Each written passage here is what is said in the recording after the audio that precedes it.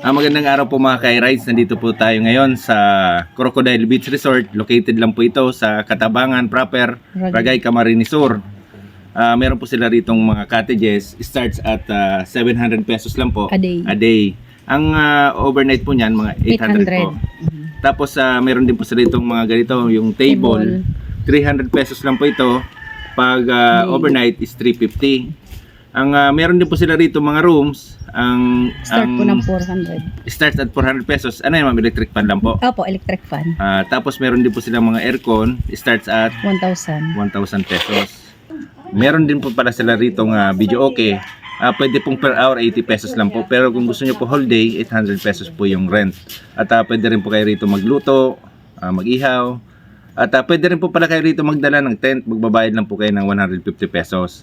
Kung gusto nyo pong ma-experience at ma-try ang Crocodile Beach Resort, punta na lang po kayo rito. Salamat po. 40 pesos lang po ang kanilang entrance fee.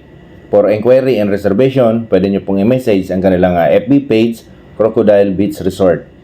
At nagpapasalamat din po ako sa management and staff ng Crocodile Beach Resort. At nagpapasalamat din po ako sa aking mga taga-subaybay sa lagi nyo pong panonood ng aking mga videos.